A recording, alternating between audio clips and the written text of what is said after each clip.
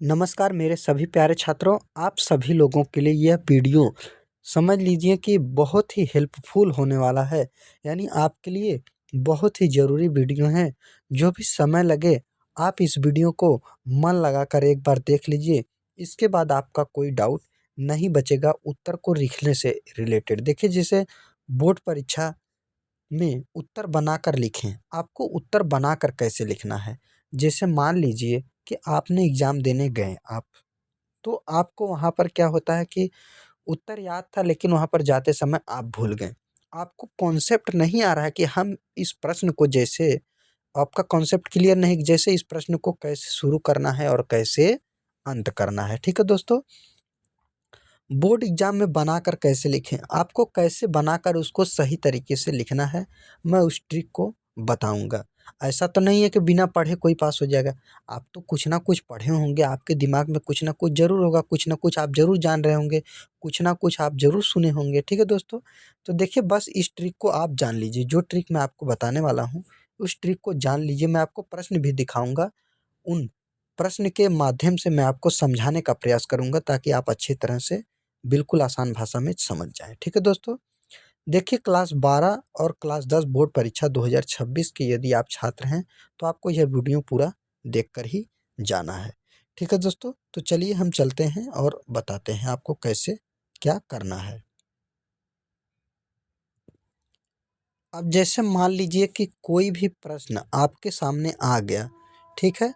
आपके सामने कोई भी प्रश्न यदि आ गया, तो उस प्रश्न को आपको ध्यान लगाना है कि कैसे हम इसको करें। आपको एकदम नहीं आ रहा है तो ये तो बात अलग है, फिर आप बनाकर कुछ न कुछ लिखिएगा, जो समझ में आए। और यदि आपको शब्द आएगा, आपको सब आएगा। यदि आपको लगे कि एकदम नहीं आ रहा है, तो उसमें कुछ ना कुछ चीज़ें क्या कीजिए, लिख दीजिए। जो आपको याद हो, दूसरा वाला चीज़ भी उसी में क्या कीजिए, लिख दीजिए। आपको अच्छा नंबर लाने से मैं इस ऐसा नहीं कर रहा हूँ कि आप टॉपर नहीं बन आप भी टॉपर बन सकते हैं। लेकिन यदि आप थोड़ा बहुत मेहनत करेंगे और जिस तरह से मैं बता रहा हूँ, यदि आपको नहीं याद है या आप बना कर लिख रहे हैं, तो आपका कम से कम 80 से 85% तो कहीं नहीं जाने वाला है। यदि आप बनाकर भी और अच्छी तरह से लिख कर, मन से लिख कर पूरे कॉपी को भरकर नहीं, जितने क्वेश्चन 14 क्वेश्चन जो भी क्वेश्चन 25 क्वेश्चन 20 क्वेश्चन 30 क्वेश्चन जो भी क्वेश्चन बोर्ड एग्जाम में पूछे जा रहे हैं, उन सभी क्वेश्चन को आपको क्या करना है, हल करना है। यदि आप उन सभी क्वेश्चन को हल कर देते हैं, तो आपका नंबर कहीं नहीं कटने वाला, ना तो कहीं जाने वाला है। ठीक है दोस्तों? तो इस तरह से आपको जो प्रश्न का एकदम ना आए, कुछ न कुछ बनाकर लिख देना है। अब चलिए मैं प्रश्न को दिखा देता हूँ और कीवर्ड्स को पकड़ना सिखा देता हूँ कि कैसे उत्तर लिखना है। वैसे आप पढ़े होंगे, यदि आप पढ़े हैं तो आपका जो सिलेबस होता है, आपके सिलेबस से बाहर क्वेश्चन आने वाला नहीं है। ठीक है दोस्तों? जो आप पढ़े होंगे वही क्वेश्चन आएगा। तो ऐसा हो ही नहीं सकता कि आपको क्वेश्चन का उत्तर उत्तर ना आए। उत्तर तो भी आएगा, और यदि उत्तर नहीं आता है तो नहीं आएगा। लेकिन ऐसा नहीं है कि आपको प्रश्न ही नहीं आएगा, मतलब प्रश्न ही नहीं समझ में आएगा कहाँ से आया, ऐसा नहीं हो सकता है। जो आप पढ़ेंगे वहीं से आता है। क्योंकि बोर्ड एग्ज़ाम भी जान रहे हैं कि कक्षा 10 के 12 का जो भी लड़के वो क्या है, अभी बच्चे हैं, कोई बहुत बड़ा नहीं हो चुके हैं। ना तो उनका बहुत ज़्यादा क्या है कि उनका बहुत ज़्यादा उनकी जैसे जैसे क्या होता है कि जैसे बड़े एग्ज़ाम जो होते हैं, जैसे बड़े एग्ज़ाम जो नौकरी लेवल के होते हैं, उसमें तब बच्चे क्या होते हैं, बड़े हो जाते हैं। उनके बहुत सारे विषयों को पढ़ने की क्षमता होती है, पढ़ते हैं। क्षमता तो पहले भी होता है, लेकिन अब धीरे-धीरे क्या होता है, उनका एक कॉन्फिडेंस होता है कि नहीं हम इतना पढ़ेंगे तभी हमारा हो पाएगा। तो बहुत सारे विषयों को लेकर चलते हैं, सँभालते हैं। लेकिन अभी एक तरह से बच्चे के तौर पर देखा जाता है, ताकि क्या करें, इंटर तक कम से कम उनका बेस अच्छा बना रहे। जो सिलेबस देते हैं उसी सिलेबस से क्वेश्चन आता है। बाकी नौकरी में क्या होता है कि जो सिलेबस रहता है, को सिलेबस से बाहर क्वेश्चन नहीं आता। प्लस वो थोड़ा से करंट अफेयर्स यानी जो वर्तमान में उससे रिलेटेड चीज़ हो रही, उससे क्वेश्चन आता है। लेकिन यहाँ पर कक्षा 10 और 12 में कहीं से क्वेश्चन नहीं आने वाला है। जो आएगा सिर्फ़ आपके सिलेबस से आएगा, उस सिलेबस से बाहर एक क्वेश्चन 1 नंबर का भी नहीं आ सकता है। ठीक है दोस्तों? अब देखिए दोस्तों, मैं जैसे कुछ क्वेश्चन ले लेता हूँ आपके सामने। एक क्लास 10 का हिस्ट्री का है, अभी मैं 12 का भी बताऊंगा आपको, ठीक है। तो जैसे यूपी बोर्ड का है, यूपी बोर्ड से यदि आप हैं और यूपी बोर्ड के नहीं भी हैं तब भी चलेगा, किसी भी बोर्ड से आप हैं, यह सब में रूल फॉलो होता है। तो यूपी बोर्ड का यह क्वेश्चन है, जैसे अति लघु उत्तरीय प्रश्न 1 अंक का है। तो जैसे इसमें दिया फ्रांसीसी क्रांति कब हुई। अब फ्रांसीसी क्रांति के बारे में यदि आपने कुछ भी पढ़ा है तो नहीं आ रहा है, तो फ्रांसीसी क्रांति के बारे में, जैसे 1789 में हुई थी फ्रांसीसी क्रांति, ठीक। कब हुई थी? 70 1789, ठीक है दोस्तों।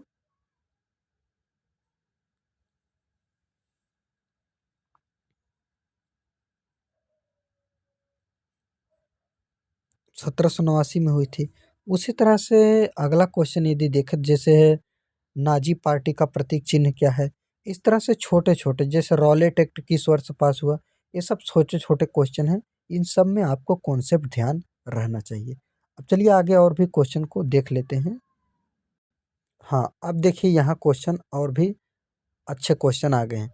जैसे फ्रांसीसी क्रांति के कारण। अब फ्रांसीसी क्रांति यदि आप पढ़े हैं तो क्या सब कीवर्ड, कीवर्ड क्या है, कीवर्ड को कैसे हम पकड़ें, क्या है फ्रांसीसी क्रांति, कीवर्ड है। फ्रांसीसी क्रांति के बारे में जो कुछ आप जान रहे हैं लिख दीजिए। यदि कारण नहीं पता है तो जो आपको आ रहा है उसी चीज को लिख दीजिए। ऐसा नहीं है कि क्रांति को ही लिखना है, मतलब कारण को ही लिखना है, जो आपको आ रहा है उसी को आपको लिख देना। अब जैसे यहाँ पर क्या है, प्रथम विश्व युद्ध का परिणाम, तो प्रथम विश्व युद्ध के बारे में आपको जो पता है लिख दीजिए। भारत में प्रेस, प्रेस के बारे में जो कुछ भी जान रहे हैं आप लिख दीजिए। असहयोग आंदोलन क्यों प्रारंभ हुआ, यदि इसके बारे में नहीं पता है क्यों प्रारंभ हुआ तो जो जान रहे हैं आप लिख दें, ठीक है दोस्तों। इस तरह से यदि आप 12 में हैं तो 12 के भी क्वेश्चन मैं करा देता हूँ। अब जैसे आ गया 12 में, 12 में जो क्वेश्चन है, अब देखिए 12 में भी कुछ क्वेश्चन हैं, इसको भी देख लीजिए। जैसे हड़प्पा सभ्यता की खोज किसने की, इस तरह से और भी बड़े क्वेश्चन को देखें पहले। हाँ, अब देखिए यहाँ पर कुछ, जैसे हड़प्पा सभ्यता के सामाजिक एवं आर्थिक जीवन का वर्णन। सभ्यता, सभ्यता, हड़प्पा सभ्यता के बारे में जो भी जान रहे हैं आप लिख दें, यदि आपको नहीं पता है तब बना दीजिए। मौर्य साम्राज्य के बारे में जो कुछ जानते हैं लिखिए वहां पर जाकर। मुगल साम्राज्य के बारे में जो कुछ जानते हैं यदि पूछे तो लिखिए। 1857 की क्रांति के बारे में जो जानते हैं आप लिखिए। भारतीय राष्ट्रीय आंदोलन, गांधी जी की भूमिका समझिए। भारतीय राष्ट्रीय आंदोलन क्या होता है, जैसे असहयोग आंदोलन, सविनय अवज्ञा आंदोलन, तो इस तरह से भारत छोड़ो आंदोलन, तो ये सब क्या है, राष्ट्रीय आंदोलन। तो इन सभी राष्ट्रीय आंदोलन के बारे में जो आप जान रहे हैं इस आंदोलन को आपको लिख देना है। तो मेन चीज आपको ध्यान रखना है, आपको कीवर्ड्स को पकड़ना है और आपको उसको लिखना है। तो जैसे मैंने आपको बताया था कि फ्रांस की क्रांति कैसे हुई, तो आपको डेट भी याद रखना। जैसे 1789, जैसे यहाँ पर क्या है 1789, तो 1789 में